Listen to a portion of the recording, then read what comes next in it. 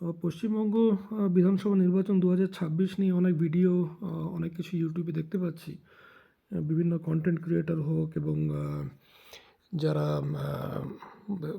Research করেছেন, psephologist যারা কিনা মার্কেটে গিয়ে বিভিন্ন লোকজনদের সাথে কথা বলে একটা ওপিনিয়ন পোল, অনেকে প্রচুর তো এরকম ভিডিও দেখতে পাচ্ছি। মেজরিটি ভিডিও এটা বলছে যে তৃণমূল সরকারের পরিবর্তন হতে যাচ্ছে এবং বিজেপি ক্ষমতায় আসতে যাচ্ছে, যেটা বুঝতে পারছি। এবং প্রচুর অ্যাস্ট্রোলজার, জ্যোতিষ যারা মানে খুবই জ্ঞানীগুণী লোকেরা, তারাও অনেক প্রেডিকশন দিয়েছে। তো আমার সীমিত অ্যাস্ট্রোলজি নলেজ, কারণ আমি কোনো প্রফেশনাল নই, কিন্তু আমি চেষ্টা করব যে আজকে এই জিনিসটাকে ভেরিফাই করে দেখার জন্য যে যেটা মেজরিটি লোকজন বলছে যে বিজেপি পাওয়ারে আসছে, তৃণমূল হেরে যাচ্ছে এবং মানে 4 মের পরে আর এই সরকার থাকছে না, তো সেইটা কতদূর মিলে যাচ্ছে সেটা আমি দেখার একটু চেষ্টা করেছি। তো এটাই সেই ভিডিওটা তার জন্য। তো বেসিক্যালি আমি একটা অ্যাপের মাধ্যমে আপনাদের মানে দেখাতে চাই যে কি পরিণামটা হতে পারে। তো এর জন্য আমি যেটা চুজ করব সেটা হচ্ছে 4 মে, কারণ সেটা হচ্ছে ইলেকশনের কাউন্টিংয়ের দিন এবং সেটাই মেন দিন যেদিন কিনা রেজাল্ট আমরা জানতে পারবো। তো এটা কোনো ব্যক্তিভিত্তিক ইয়ে না, কোনো ব্যক্তিভিত্তিক অ্যানালিসিস না। এটা শুধুমাত্র যে এলাকায় নির্বাচনটা হচ্ছে, যেটা হচ্ছে পশ্চিমবঙ্গ, এবং আমি পশ্চিমবঙ্গকে এটাকে মান্ডেন অ্যাস্ট্রোলজি বলে, যে আমি দেখতে চাইছি যে সেই রাজ্যের 4 মেতে গ্রহ নক্ষত্রের কী সিচুয়েশন এবং গ্রহ নক্ষত্র কী বলছে কাউন্টিংয়ের দিন। এর জন্য আমাকে চুজ করতে হলো যে ডেটটা, সেটা 4 মে, এবং এমন একটি জায়গা চুজ করতে হবে যেটা কিনা সে রাজ্যের মধ্যে পড়ে এবং যেটা কিনা মেন প্রাণকেন্দ্র বলা যায়। তো সেই ক্ষেত্রে আমার জায়গাটা চুজ করব আমি কলকাতা, ন্যাচারালি পশ্চিমবঙ্গের ক্যাপিটাল। তো 4 মে দেখাই যাচ্ছে স্ক্রিনে, আমি এটাই চুজ করেছি 2026, এবং টাইম আমি রাখছি সকাল 10টা, কারণ কাউন্টিং মোটামুটি যদি শুরু হয়ে যায় সেই সময়ের মধ্যে, তাহলে ইনিশিয়াল ফলগুলো সেই সময় দেখা শুরু হবে আর কি। তো আমি 10টাই ধরছি, 10 AM, ঠিক আছে। তো 4 মে 2026 সকাল 10টা, কলকাতা, ওয়েস্ট বেঙ্গল ইলেকশনস 2026।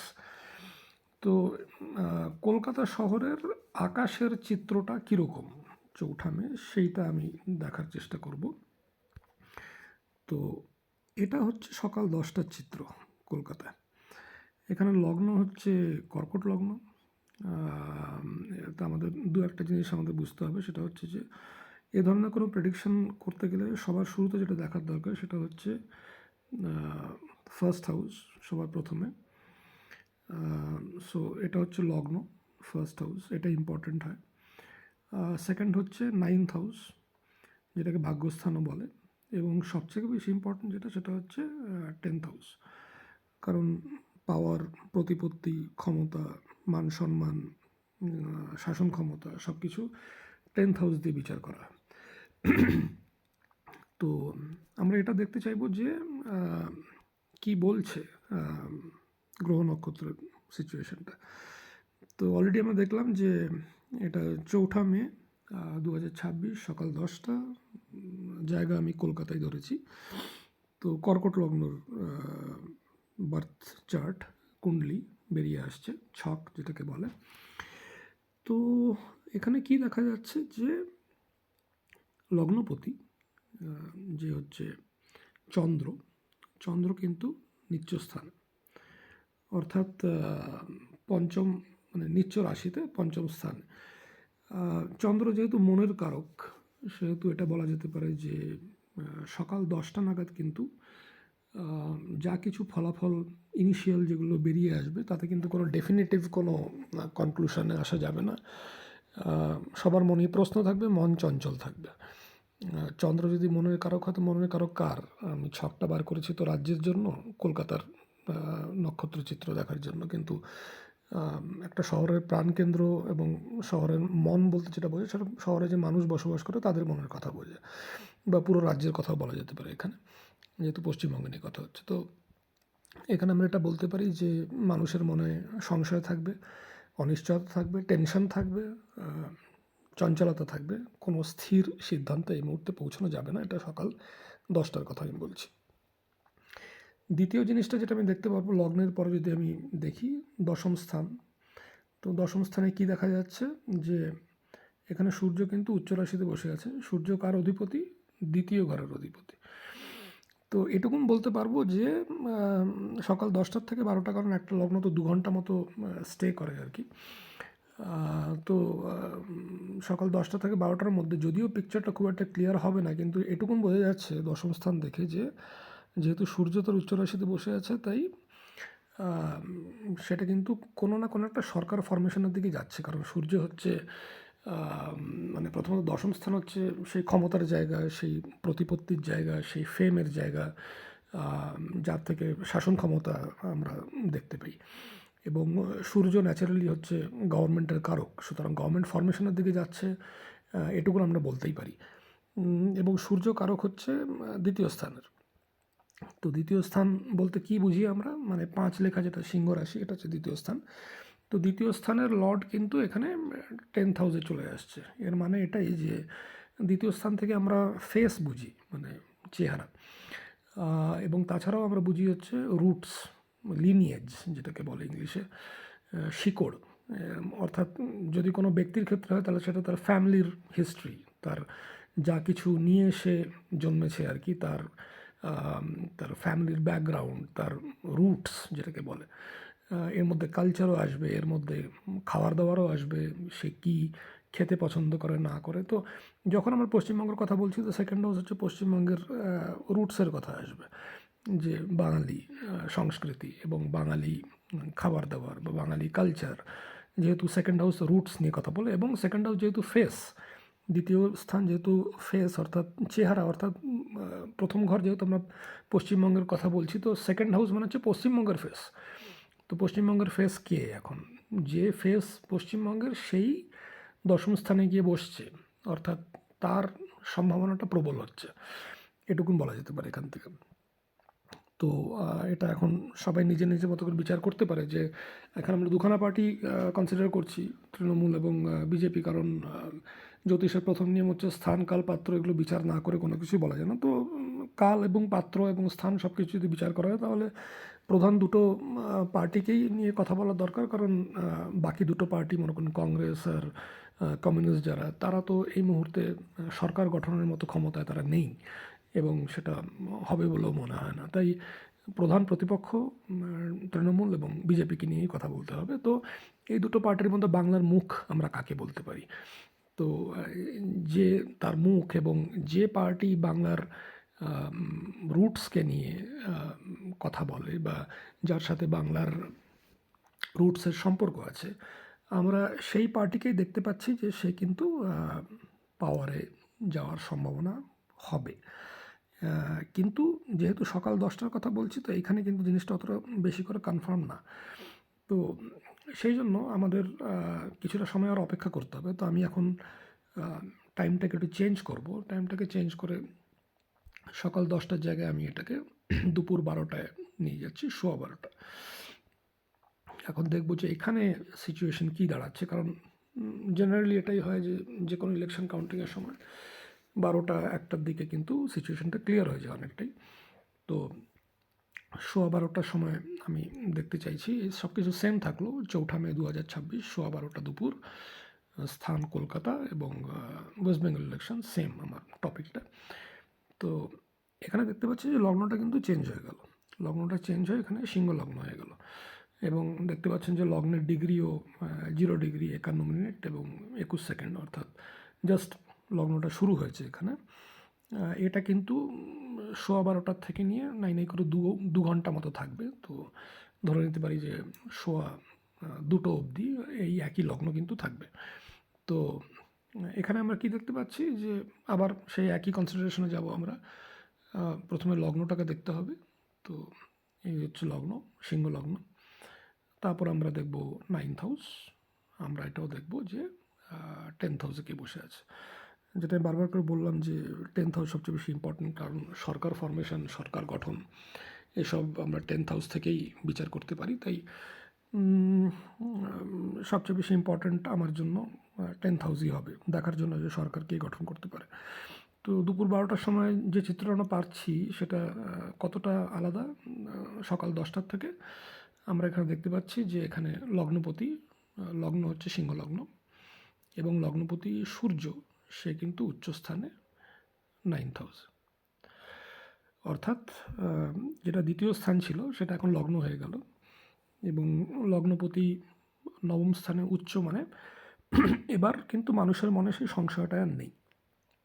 অর্থাৎ 12:15টার দিকে কিন্তু মোটামুটি সিচুয়েশন অনেকটাই ক্লিয়ার হয়ে যাবে। 10টার সময় সেটা কর্কট লগ্নে ছিল এবং চন্দ্র নিচে ছিল। আমি বলেছিলাম যে দুপুর 12টা অবধি কিন্তু সিচুয়েশন ক্লিয়ার থাকবে না, মানুষের মনে সংশয় থাকবে, প্রশ্ন থাকবে, ডাউটস থাকবে। কিন্তু 12:15টার সময় কি দেখতে পাচ্ছি, লগ্ন কিন্তু যথেষ্ট স্ট্রং। ইনফ্যাক্ট লগ্নপতি সূর্য, সে কিন্তু উচ্চ রাশিতে বিরাজমান এবং সে ভাগ্যস্থানে বসে আছে। অর্থাৎ এই সময় কিন্তু মোটামুটি কনফার্মড মানুষের মনে একটা স্থির আইডিয়া এসে যাবে যে সরকারকে গঠন করতে যাচ্ছে। এবার আমরা আসি, কারণ আমি কভার করে ফেললাম এটাকে, যে লগ্ন কভার করলাম, 9th হাউসও তার সাথে কভার হয়ে গেল। এবার আমরা দেখতে চাইবো যে 10th হাউস কী বলছে। তো 10th হাউসে আমরা কী দেখতে পাচ্ছি, এখানে কিন্তু শুক্র তার নিজের রাশিতে বসে আছে। তো শুক্র নিজের রাশিতে বসে থাকা 10th হাউসে মানে হচ্ছে মোটামুটি একটা কনফার্মেশন এসে গেল এখানে, যে সিচুয়েশনও ক্লিয়ার হয়ে গেছে, কারণ দশম স্থানে কোনো সংশয় নেই, শুক্র তার নিজের আসনেই বিরাজমান। তো শুক্র কিসের প্রতীক? শুক্র হচ্ছে আর্ট অ্যান্ড কালচার, শুক্র হচ্ছে প্রতীক বিভিন্ন ধরনের, মানে অ্যাক্টিং বলুন বা পোয়েট্রি বলুন বা সঙ্গীত বলুন, কবিতা, সঙ্গীত, কলাকুশলী, এই বিভিন্ন জিনিসের প্রতীক হচ্ছে শুক্র। এবং শুক্র কিন্তু মহিলার প্রতীক, ফিমেলস। তো আমরা দেখতে পাচ্ছি দশম স্থানে কে বসে আছে? শুক্র। যা জিনিসগুলো প্রতীক আমি বললাম।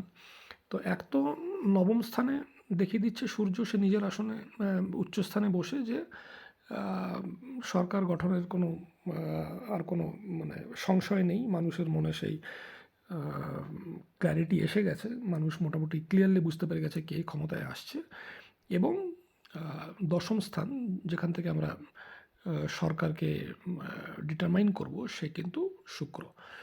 অর্থাৎ এমন কোনো নেত্রী, মানে নেতা বা নেত্রী যাই বলি না কেন, যে কিনা আর্ট অ্যান্ড কালচার নিয়ে বা পেন্টিং নিয়ে বা গান নিয়ে বা কবিতা নিয়ে, যার একটা কলাকুশলীর চর্চা আছে। তা এখন দুখানা পার্টি, বিজেপি এবং টিএমসি, এদের মধ্যে কোন পার্টির মধ্যে এই অ্যাট্রিবিউটগুলো, এই জিনিসগুলো আছে, এই যে ফ্যাক্টরগুলো আমি বললাম, কলাকুশলী, এবং যেটা আমি 10টার সময় তো বললাম যে বাংলার ফেস, যে এবং বাংলার রুটস নিয়ে যারা কথা বলে, তাদেরই সরকারে আসার সম্ভাবনা দেখছিলাম সকাল 10টায়।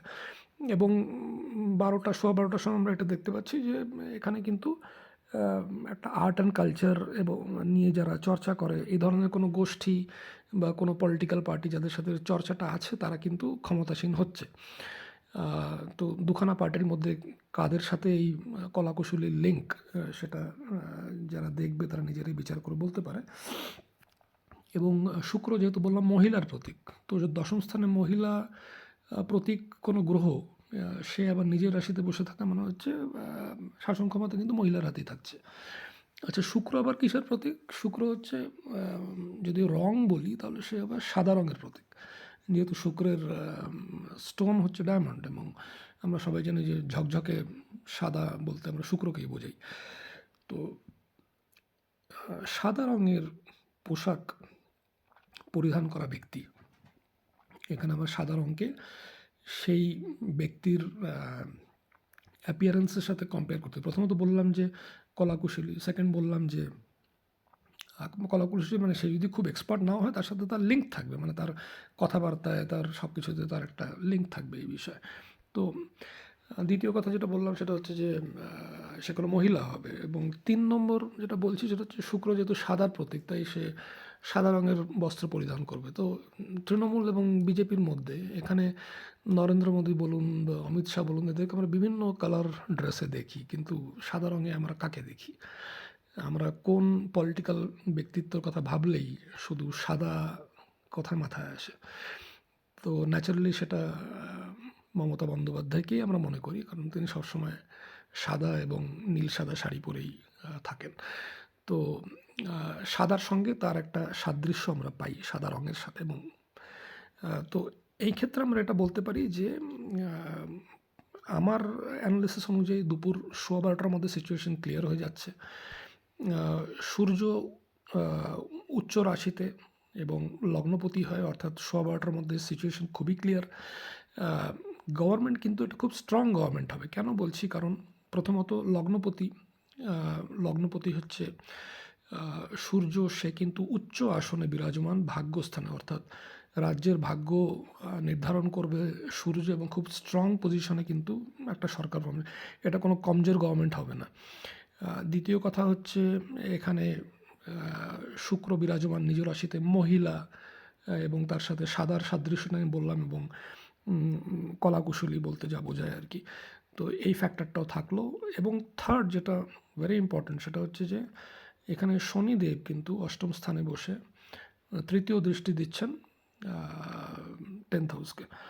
শনি হচ্ছে মানে গভর্নমেন্টের মানে পাওয়ার বলতে গেলে যেটা বোঝায় আর কি, রুল অফ ল, জাস্টিস, তো তার প্রতীক। সুতরাং গভর্নমেন্টের সঙ্গে ওতপ্রোতভাবে জড়িত থাকে হচ্ছে শনি। তো শনি ছাড়া তো জাস্টিস হয় না, এবং জাস্টিস গভর্নমেন্টই করে মানুষের সাথে। সে কাউকে দণ্ড দেওয়া হোক বা কাউকে পুরস্কার দেওয়া হোক, তো এটা গভর্নমেন্টের হাতে থাকে, সে ক্ষমতাটা শনি প্রদান করে। তো শনি যেহেতু 10th হাউসকে দৃষ্টি দিচ্ছে অষ্টম স্থানে বসে, দশম স্থানকে দৃষ্টি দিচ্ছে, তো আমরা এটা অবশ্যই বলতে পারি যে শনি কিন্তু খুব স্ট্রংলি একটা গভর্নমেন্ট ফর্মেশনের দিকে ইন্ডিকেট করছে। অলরেডি আমি বললাম যে এখানে সূর্য উচ্চ এবং তার সাথে সাথে শুক্র নিজ রাশিতে, তো এটা একটা পয়েন্ট ছিল। তো এখানে একটা পয়েন্ট, এখানে দ্বিতীয় পয়েন্ট হচ্ছে শুক্র নিজের রাশিতে, এবং থার্ড পয়েন্ট যেটা সবচেয়ে বেশি ইম্পর্ট্যান্ট হয়ে দাঁড়ালো সেটা হচ্ছে শনি কিন্তু তার তৃতীয় দৃষ্টি কাকে দিচ্ছে? শুক্রকে, তার অধিমিত্র। তো তার মিত্রকে দৃষ্টি দিচ্ছে, এবং রাশি যেটা সেটা হচ্ছে বৃষ রাশি, এটাও শনির মিত্র রাশি। তো এইখানে কিন্তু খুব স্ট্রং গভর্নমেন্ট ফরমেশনে আমরা দেখতে পাচ্ছি এখানে 3খানা গ্রহ, যারা ইন্ডিকেট করছে যে এখানে কিন্তু আর কোনো সন্দেহর অবকাশ থাকবে না দুপুর 12:15টার মধ্যে। প্রথমত গভর্নমেন্ট খুবই স্ট্রং হবে, এবং যেখানে আমি আবারও বলছি যে শুক্র যেহেতু এখানে কিন্তু খুব বড় মার্জিনে আমার মনে হচ্ছে যেটা একটা ভিক্টরি, একটা জয়, মহিলা ক্ষমতাসীন হবে।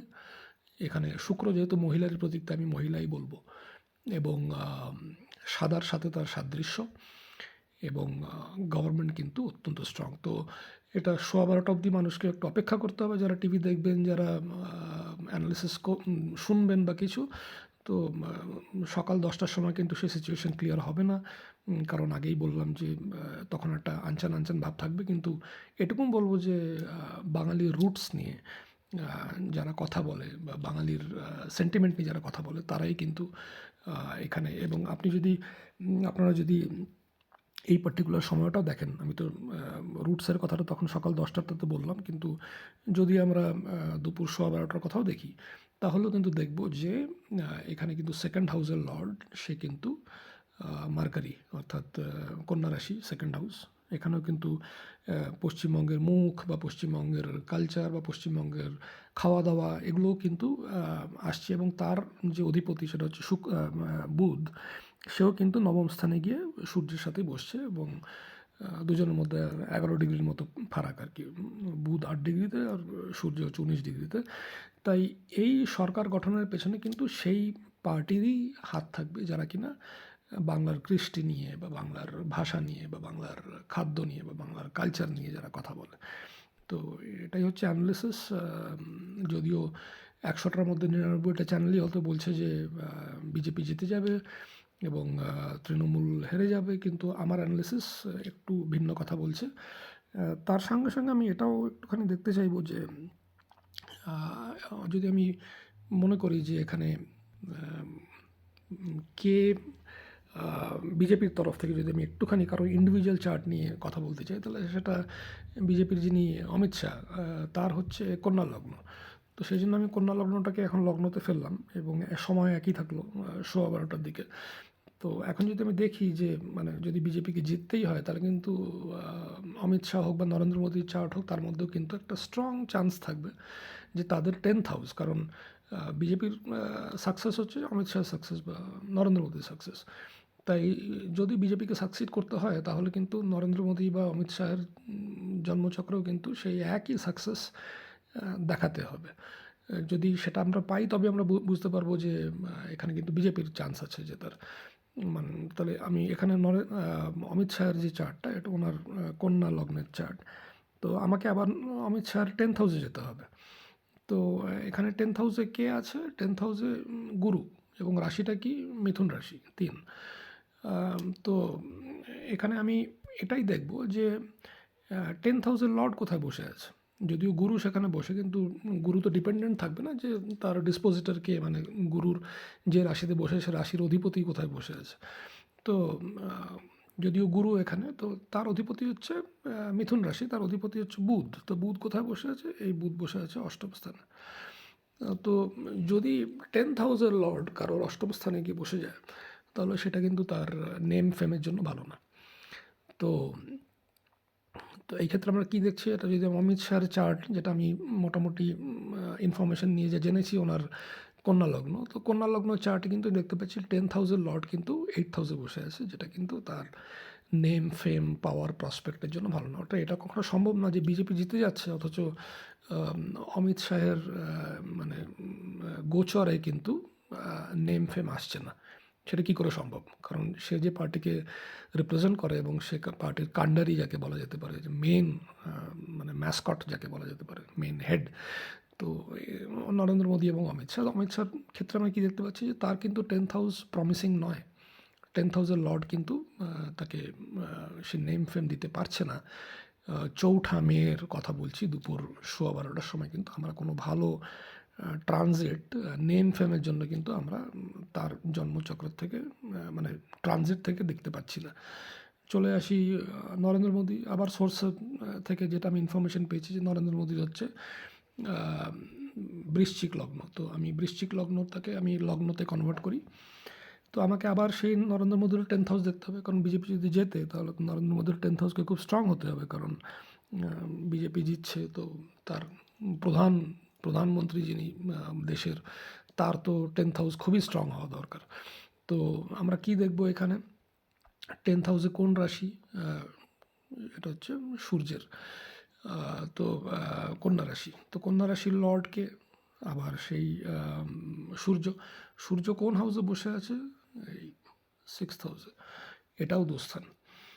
3খানা দুস্থান হয় জ্যোতিষে। একটা হচ্ছে 6, একটা 8 আর একটা 12। এই 3খানা হয়। এই একটা হচ্ছে 6th হাউস, একটা হচ্ছে 8th হাউস আর একটা হচ্ছে 12th হাউস। তো আমরা কি দেখতে পাচ্ছি যে নরেন্দ্র মোদীর ক্ষেত্রেও তার যে 10th হাউসের লর্ড, সে কিন্তু বসে গেল 6th হাউস, যদিও সে উচ্চ রাশিতে, কিন্তু হাউসটা মোটেই ভালো না। তো সেই ক্ষেত্রেও কিন্তু আমরা নেম ফেম রেসপেক্ট কিন্তু আমরা এখানে পাচ্ছি না। তো এইখানেও আমি বলতে পারি এটাও একটা ইন্ডিকেশন যে অমিত শাহের চার্টেও আমি 10th হাউসের লর্ডের ভালো প্লেসমেন্ট দেখলাম না। আর নরেন্দ্র মোদীর চার্টেও কিন্তু মানে তার ট্রানজিট যদি আমি বলি, তো তার লগ্ন বৃশ্চিক লগ্ন ধরে যদি আমি সেটাকে অ্যানালাইজ করি, তাহলে সেখানেও কিন্তু ভালো ট্রানজিট দেখা যাচ্ছে না। তো দুজনের ক্ষেত্রেই এটা প্রমাণিত হচ্ছে যে মানে নেম ফেম রেসপেক্ট কিন্তু তাদের দুজনের সাকসেস যেটাকে বলে সেটা কিন্তু তারা পাচ্ছেন না। কবে?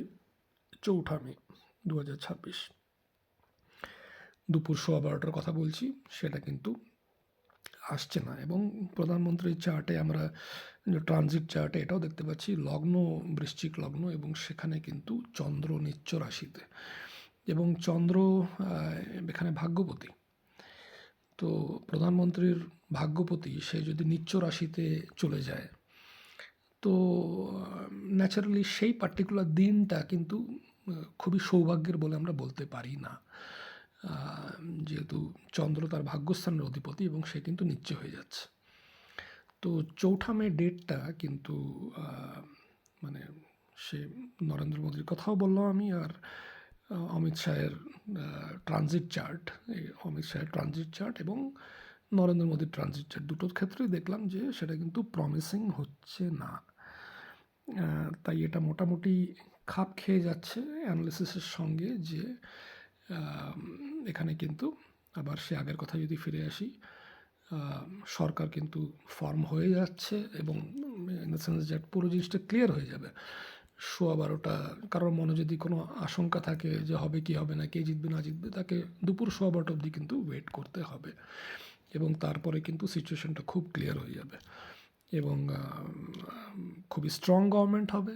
যে ভিক্টরিটাই হবে সেটা খুবই কনভিন্সিং ভিক্টরি হবে এবং সব দিক থেকে দেখতে পাচ্ছি সেটা কিন্তু একটা স্টেবল গভর্নমেন্ট ফরমেশনের দিকেই যাচ্ছে এবং একজন মহিলাকে আমরা আবার ক্ষমতায় দেখতে যাচ্ছি এবং যার সাথে সাদা রঙের সাদৃশ্য থাকবে এবং এমন একজন পলিটিক্যাল পার্টি, এমন একটা পলিটিক্যাল পার্টি যেটা কিনা বাংলার যে স্টেটের কথা আমি বলছি সেই রাজ্যের রুটস নিয়ে কথা বলার মতো, সেই রাজ্যের সংস্কৃতিকে ধরে রাখার মতো, সেই রাজ্যের খাবার দাবার নিয়ে যারা কথা বলে বা যারা বিচার করে, এই কালচারাল লিনিয়েজ যেটা, তারাই কিন্তু ক্ষমতাসীন হবে বলে আমার মনে হয়। আমার থেকে অনেক বড় বড় জ্যোতিষ পণ্ডিতরা আছেন, কিন্তু আমি কাউকে ডিসপিউট করব না যে কে ঠিক কে ভুল। উইথ রেসপেক্ট টু এভরিবাডি আমি সবাইকেই সমান সম্মান দিয়েই বলছি যে যার যার অ্যানালিসিস তার তার নিজের কাছে। আমার অ্যানালিসিসটা আমি সবার সামনে রাখলাম এবং 4 মে যখন ফল প্রকাশ হবে তখন দেখা যাবে যে হতে পারে আমি 100% ভুল বা হতে পারে আমি 100% ঠিক। দুটোর মাঝামাঝি তো কিছু হবে না। ভুল হয় আমি ভুল হব বা আমি সঠিক হব। তো এটাই আমার অ্যানালিসিস, এটাই দেখানোর ছিল। Thank you very much.